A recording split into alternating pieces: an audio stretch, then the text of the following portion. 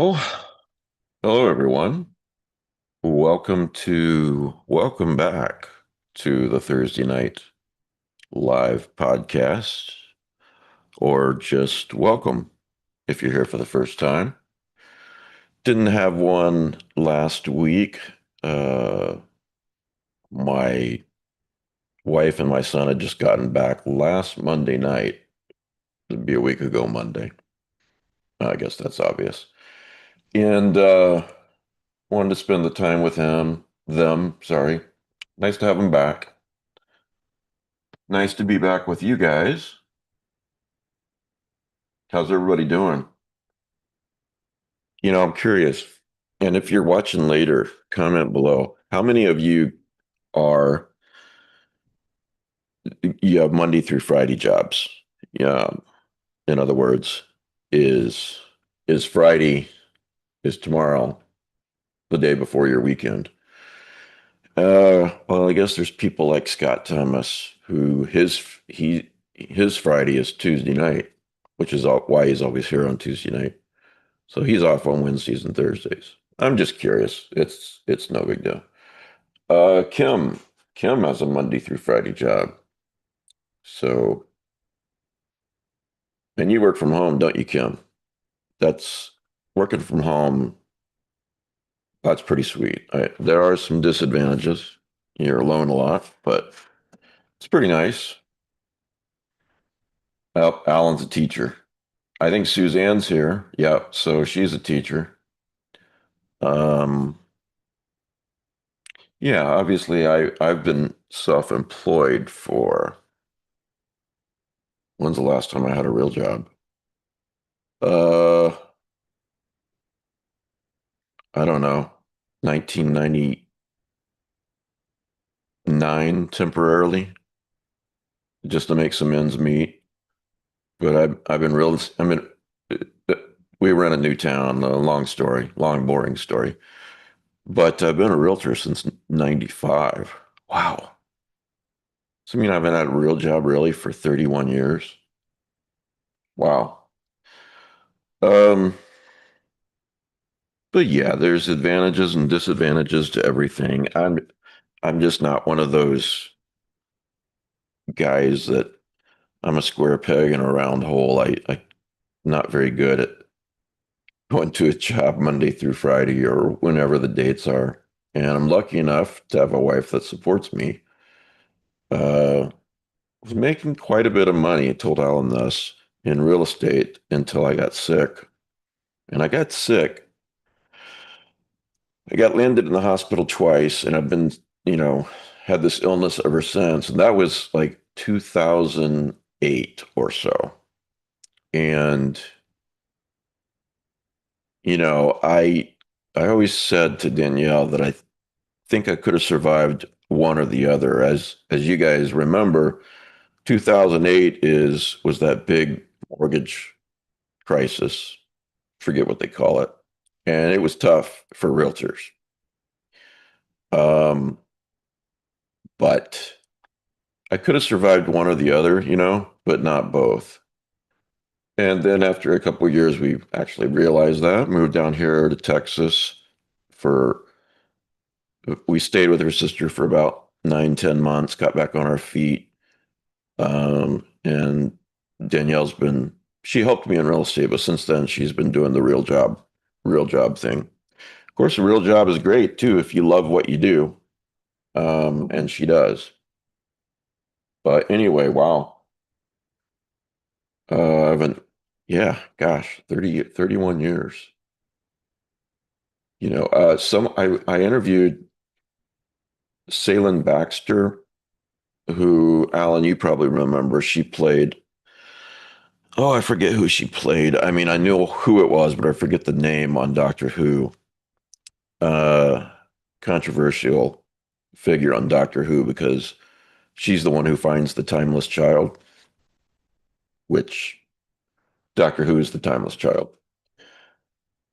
But she said something to me in the interview I've always liked. I got to remember to get her back on. Um, she said that if you to do what you really want to do, for a living, you have to be willing to be poor. And it doesn't mean that you necessarily will be poor, but you have to be prepared that that may be the consequence um, of you living life your way. Um, None of this is to impugn anyone who is different from me, or they need to hold down a real job, or anything like that. I don't mean that at all. I'm just talking. Yes, thank you, Kim. Although tech to in, I think, I don't know how you say it, but you're absolutely right. Yeah, and she was in Host as well, which I think is one of the scariest movies in recent years. That and I like Oddity. Alan, everyone, I admit it. I waited too long to see Sinners, and now I think I'm gonna have to see it again. And I think this is a horror movie that my wife will actually like. So I'm gonna try and talk her into watching that with me this weekend. I was listening to the soundtrack today while I showered. That is some damn good music, man. Um, anyway, one book I read, they note that a good way to look at life, there's always suffering in life, but you have to make the decision. What do you want your suffering to be? What do you want to be willing to suffer for? Example, um, a free-spirited person wants to do what they want to do for a living, their little business, whatever. But there's going to be consequences, possibly, right? Monty, you just have to make yourself known, don't you? Come here, buddy. It's okay. We'll pick it up later. Come here, bud. Little goober. Sorry, but you guys know he always. Oh, you saw me grab my water. That's what it was. As if you don't have any water. You know you do. Say hi to the crowd.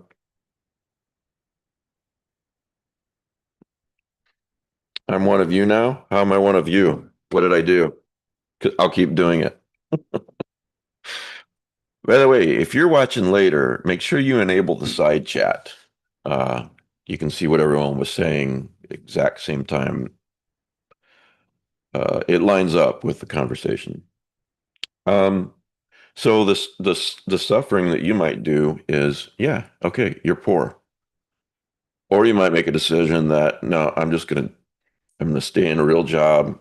When I retire, that's when I'll be free. Then your suffering is different, isn't it? You're going to that job every day. You have to get up early when you don't want to, um, all that kind of thing. So the point was, and it was made better in the book, that no matter what, you, it's about what you're willing to, it's about what kind of pain you're willing to accept. That's the way that they put it. Oh, yes, I watched Sinners and I loved it, and you guys were right. So thank you. Uh, oh, another example. What kind of pain are you willing to accept? Let's say somebody they make a decision to get in shape. Okay. Um, well, the pain that they're willing to accept is getting out regularly, going to the gym, eating better, um, skipping desserts, um, all that kind of stuff. Um, anyway, I probably belabored the point, but you get the idea. So I'm sitting on my deck this afternoon for a few minutes because it's nice out, and also I want the new little kittens, to. It's a good way for them to keep getting used to my presence, so I do that, and so I'm sitting out there. I'm out there about 15, 20 minutes. I'm reading. And so these 4 or 5 kids walk by on the street and they're talking and everything. And I don't really pay any attention. They're like 12, 13, something like that. I don't know. I didn't have my glasses on. And so I kept hearing, hey, hey, hey. And I just figured they were talking to themselves. And then finally, I heard this, sir, sir. And I was like thinking, are they talking to me? And then one of them goes, hey, sir, old man. I'm like, what? That's just, wow. Walked by my house, don't know me, and you call me an old man to get my attention. So, and then they go, do you have any money we can have? I'm like, are you kidding me? You guys just keep walking. I told Danielle about this later, and she said, well, that was rude, but accurate. I'm like, okay, thanks. Thanks, Danielle. Um, and then she goes, did you tell him to get off your lawn? I was like, no, they were in the street. So that's today's story. I'm old. And let's see here. Hey, everyone, I didn't say hey to everybody. Let's see. Who do we got? Kim, Marianne, Suzanne, Alan, or one who's said hello at least. Did I get everybody? I think I got everybody. Um, so yeah, there you go. Few things I want to recommend in case you've never heard me recommend it before. Stephen King's book, Night Shift. I forget if he calls it a forward or an introduction, whatever. But he's writing it in the mid to late 70s. And it starts off like this. Let's talk, you and I. Let's talk about fear. The house is empty as I write this. A cold February rain is falling outside. It's night. Sometimes when the wind blows the way it's blowing now, we lose the power, but for now it's on. And so let's talk very honestly about fear. Let's talk very rationally about moving to the rim of madness. Every time I read that forward, and I've read it probably at least 10 times in my life, it's I love his work, as I think we all do, but that's one of my favorite things that he's ever written is the introduction to that collection.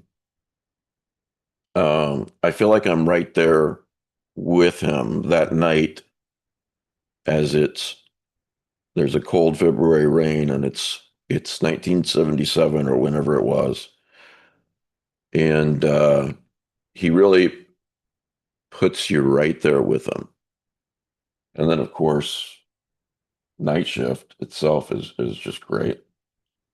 He ends it, and you absolutely should read the whole thing. Where I am, it's still dark and raining. We've got a fine night for it. There's something I want to show you, something I want you to touch. It's in a room not far from here. In fact, it's almost as close as the next page. Shall we go?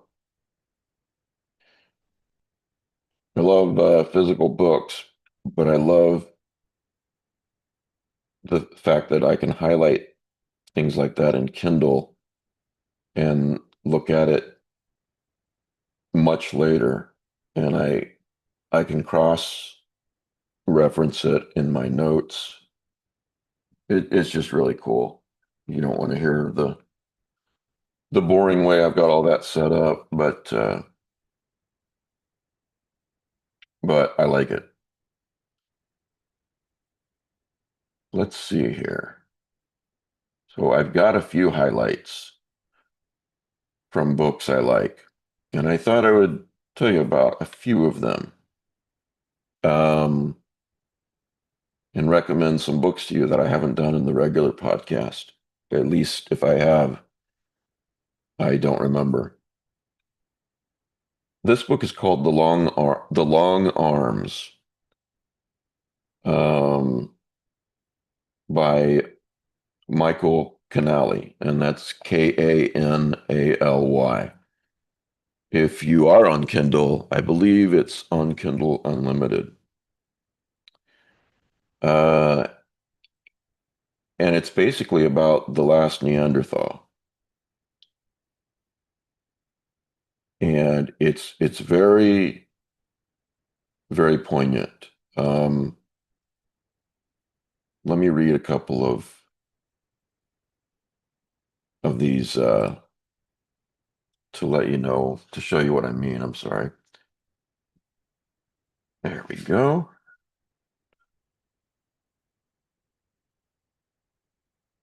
All right. For a quarter of a million years, the Neanderthal clans survived in the harsh environment of Ice Age Europe. Yeah, see, everyone you've ever heard of, everyone you've read about in history, and we have an expert in our midst, Alan. Every single one of those people, no matter who they are, they only go back 8 to 10,000 years at most. But humans have been around so much longer than that. Neanderthal humans were around so much longer than that. They were around for 250,000 years. Using Stone Age technology, they hunted and raised their generations. They were men in every sense of the word. They controlled fire, had language, and possessed larger brains than any humans before or since. They were a strong, resilient people. Then 30,000 years ago, new men, that would be us, entered their world, and in a moment of cosmic time, Neanderthals were gone. Now, this is a fiction story,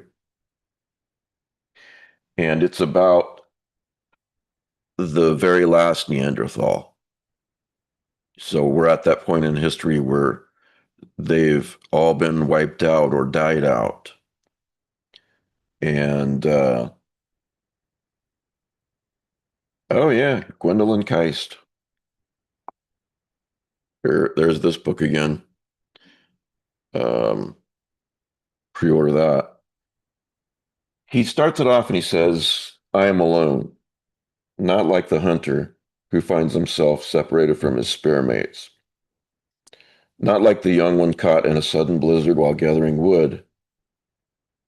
No, it is the kind of alone that goes deeper, pulling at the very heart of a person."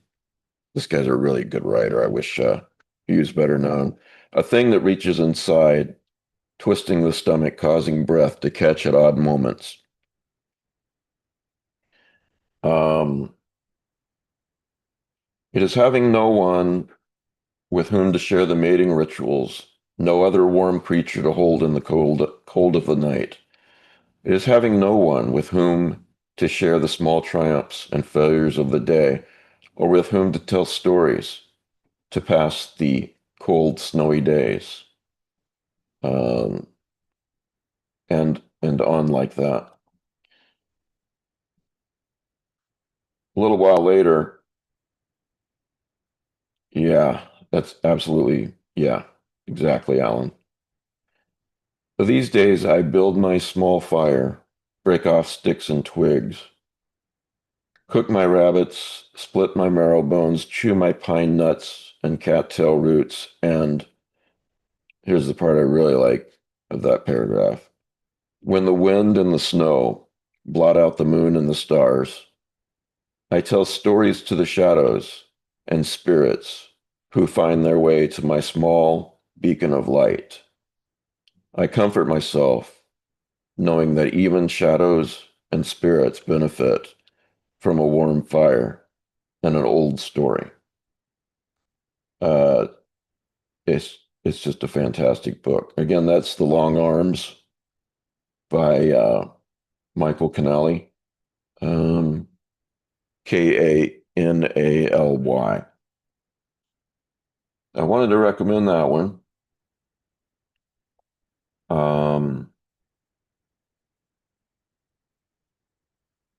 I have some notes here. Okay, here we go. This is a book I'm sure you guys have heard of. Certainly you've heard of the um, television show Cosmos, Carl Sagan. Um, there's a Cosmos book, and there are a few highlights in there, a few things in there, well, a lot that I like. Um, on this topic of humans not being around very long, relatively speaking.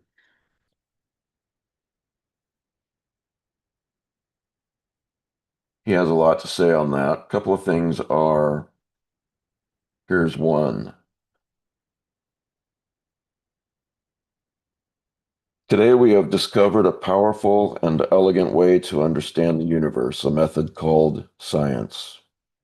It has revealed to us a universe so ancient and so vast that human affairs seem at first to be of little consequence.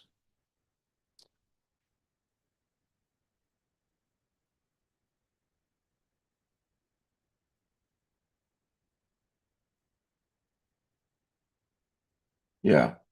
If you haven't seen the original Cosmos, it's still worth seeing. It really is. And the book is great. Can't remember which came first, but I'm pretty sure the TV show came first, and then he wanted to write a book to fill in any gaps. But he was a scientist, but he was very poetic. He wrote very poetically, you know. All right, get back here. Of course, you have that. All these kind of tie in together in my brain, which may not mean anything, but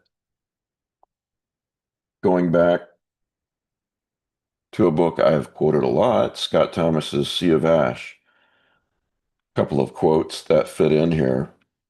It is an aching thing to know that we are all so tiny, stumbling in a universe that is wider and darker than any earthbound sea. Another quote, never had the universe felt so vast and I so small within it. I had through circumstance been made aware of something, but of what? Something either too horrible or too beautiful for humans to know. Then there is,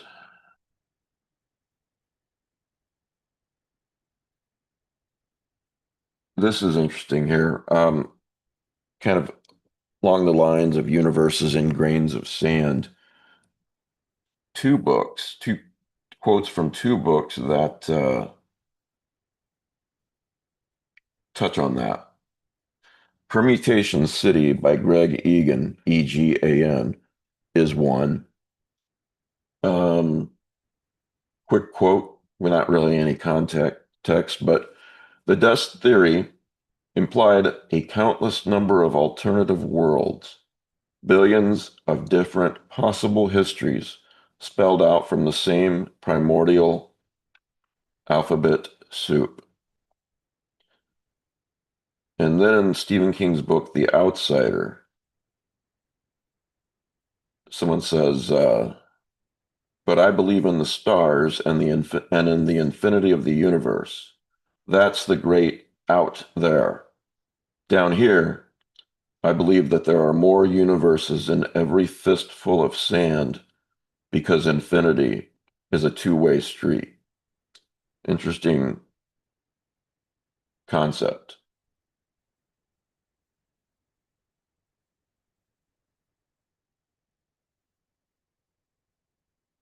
Oh, and we're not, another quote from Cosmo is about not just being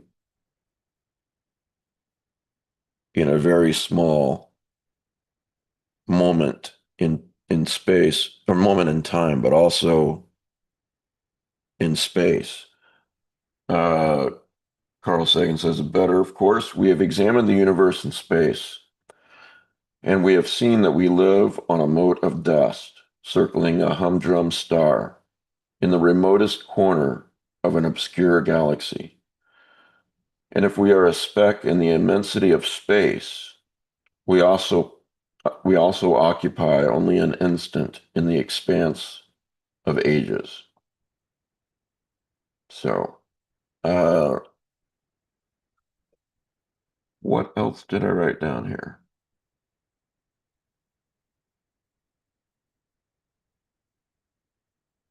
Oh, this is, I should probably come back to this one. All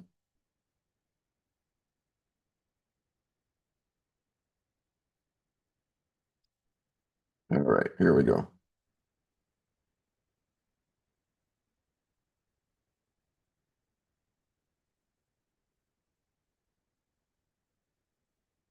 Yeah, sorry, my notes are not as good as they should be. Um, Melancholy is a side effect of imagination. On that topic, this book is Seven Visitations of Sidney Burgess, and I forget who that's by. Um,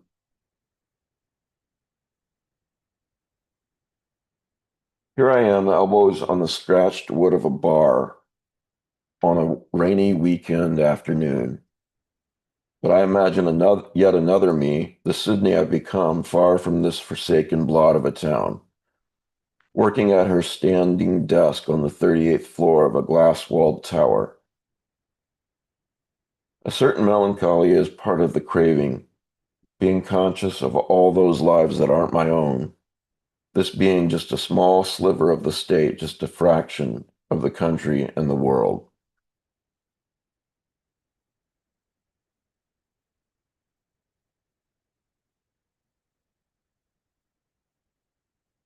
Depression can be a byproduct of some of this stuff, I suppose. Depression comes from all kinds of places for all kinds of reasons. Trauma, physical reasons, um,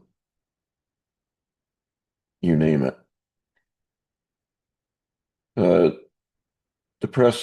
depression book that I read a while back um, is titled How to Stop Feeling So Damn Depressed by Jonas A. Horowitz, PhD.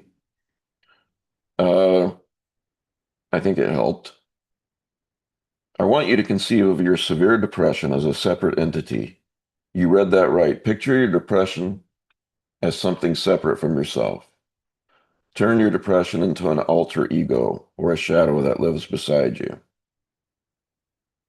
He calls it the beast, and he says it's vulnerable, and I'm going to teach you specific techniques that you can use every day to combat it.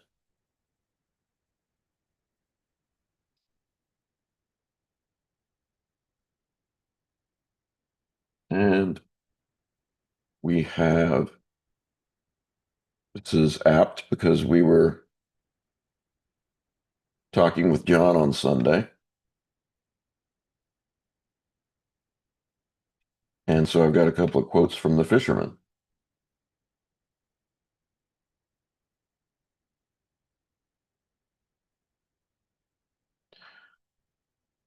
Is it by that its indefiniteness it shadows forth the heartless voids and immensities of the universe, and thus stabs us from behind with the thought of annihilation when beholding the white depths of the Milky Way?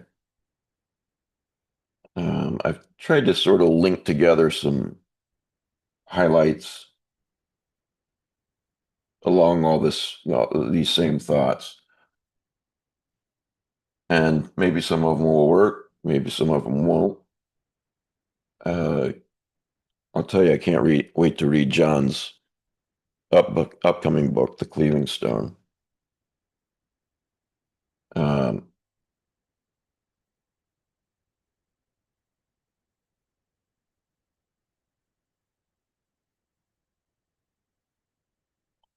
Dean Koontz has a line even in I forget which book, that the universe is a graveyard, perfect blackness between the twinkling billions of distant suns. Yeah, and the audiobook of The Fisherman is just great too. Um, Finding calm in cosmic insignificance. There's a book that I like called The Sunny Nihilist. Nihilist? Yeah, something like that. By Wendy Sifret, Syfret.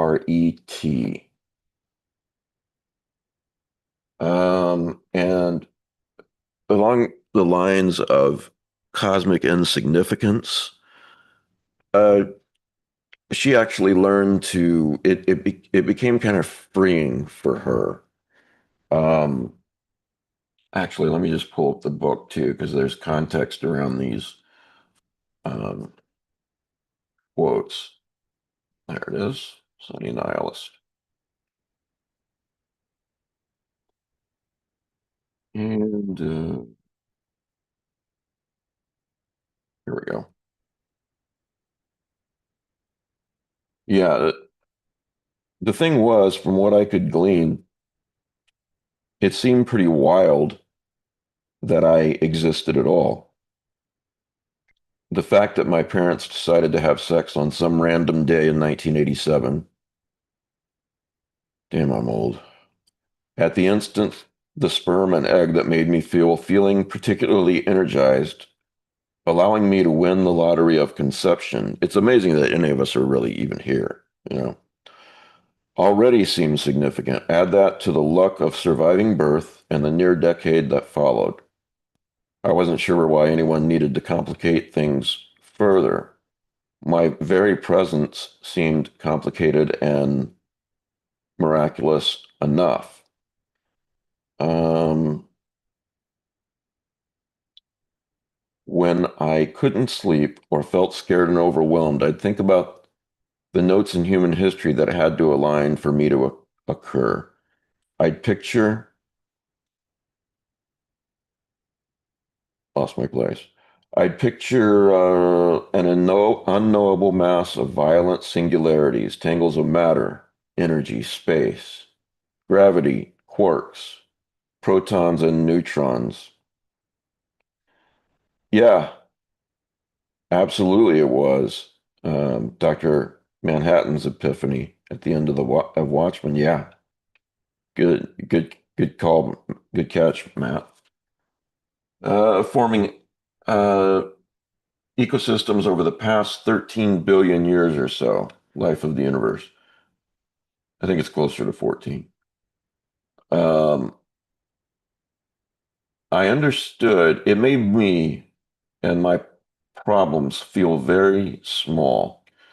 I understood that amid the tangle of that luminous turmoil, nothing I did or didn't do would ever really matter. With context reaffirmed, I'd exit the bathroom stall, feeling lighter, satisfied with the knowledge that my life was worthless, but that I was lucky to have it. I didn't write this down, but there's a line in, um, I'm blanking on the book. Hang on, give me a second. What's the name of the movie? Uh, Reincarnation, Tom Hanks. It's right on the tip of my tongue. Cloud Atlas. There we go. Anyway, I have the book on Kindle, and your cat's meowing outside. Um, he's talking about being a musician, or you can apply this to any kind of art. Um, to men like Aries, it occurs to me this temple is civilization. The masses, slaves, peasants, and foot soldiers exist in the cracks of its flagstones, ignorant even of their ignorance.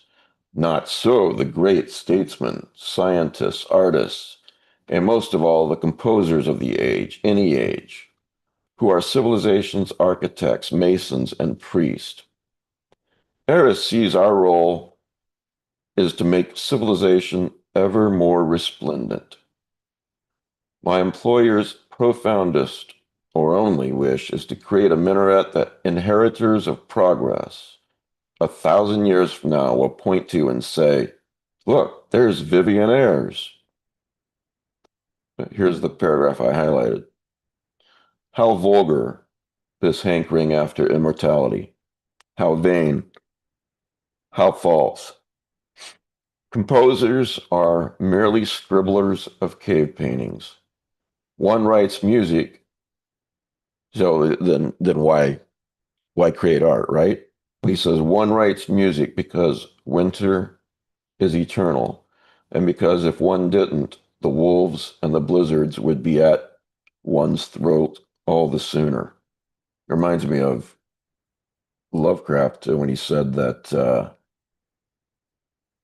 something along the lines of the reason why he writes is because if he didn't, he would be even more miserable than he was. Let's see if there are any other. Yeah, here she's talking about when she had her epiphany after feeling this way for so long.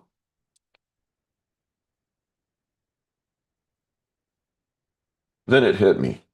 A realization rang out so clearly that another person might wonder if it was divine intervention. Who cares?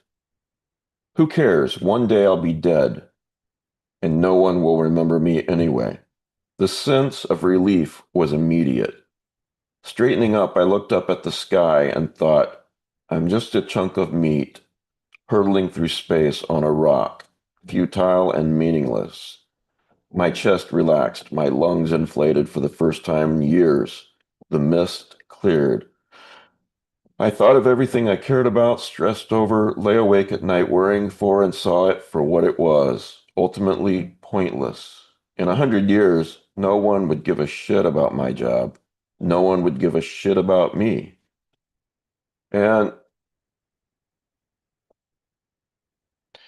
when I got home that night, my dog greeted me at the door as usual. Reaching down to pick her up, I stared at her little face and felt her chicken carcass of a body wiggling between my hands. Stevie, that's her dog's name. What the heck? I just lost my place. Stevie, in the course of human history, were probably equally valuable to the planet. Viewed over 1 billion years, her daily schedule of finding sleeping spots of varying temperatures wasn't more or less noble than anything I'd ever do. Someday we'd both die, be buried and cremated, and return to an indistinguishable mineral state. Everything was futile. Nothing meant anything or mattered. Just like that, my life was handed back to me. It was the most comforting realization of my life. I had discovered a sunnier side of nihilism. So that's from The Sunny Nihilist. And, life's about balance. Uh, you don't have this epiphany and then go, okay, well, I'm just gonna, or you can, but I mean, go, you know, smoke crack on the street corner till I die. It still matters to you, right? But it's about putting it all into perspective. And that helps, at least it helps me and her and other people, I'm sure, to put it in perspective, to to basically not take ourselves so seriously. I know a lot of people who take themselves way too seriously. A lot of writers take themselves way too seriously. Not a lot, I should say some do. I'm writing for posterity and all that bullshit. Might as well be writing for posterior. Um, so yeah, it's about balance and it's about perspective.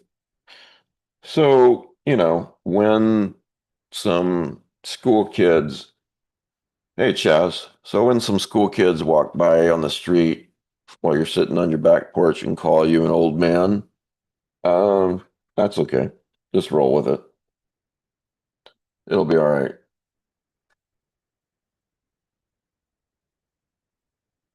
Let's see here. I think that was all I had to talk about tonight, but let's see if I have anything else.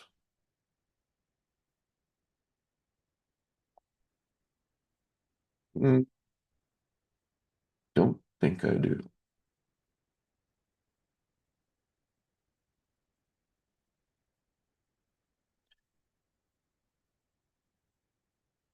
Let's see here. Oh, by the way, there is uh, a book that's on sale today for $1.99 on Kindle. Let me pull it up again.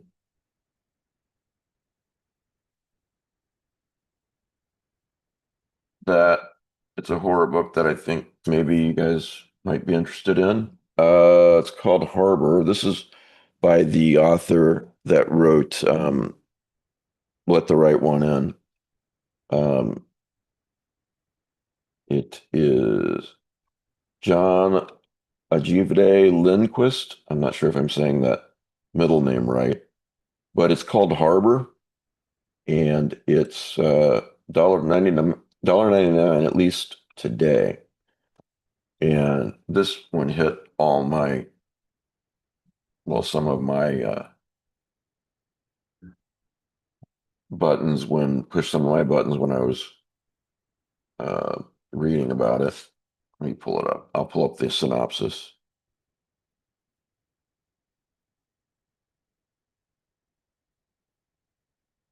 Okay. The stuff, if I knew I was going to talk about it, I would just have it up. Still says $1.99, at least in the United States. Um, One ordinary winter afternoon on a snowy island, Anders and Cecilia take their 6-year-old daughter across the ice to visit the lighthouse. Love that. In the middle of the frozen channel. While the couple explores the lighthouse, their daughter disappears, either into thin air or under thin ice, leaving not even a footprint in the snow. 2 years later, alone and more or less permanently drunk, Anders returns to the island to regroup. He slowly realizes that people are not telling him all they know. Even his own mother, it seems, is keeping secrets.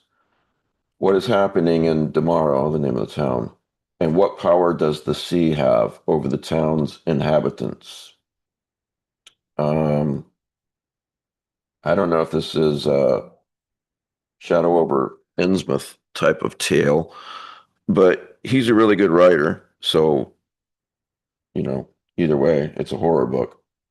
Um, so check that out. Again, it's called Harbor by John Lindquist, Lindqvist. Oh, yeah. Thanks, Alan. Alan's got the link in the side chat. All right. Oh, Alan, I figured up a database on Notion to keep track of books I'm reading, books I want to read, and books I've read. And on the read ones, I put the date. I started doing this about a month ago. It's pretty cool. Um,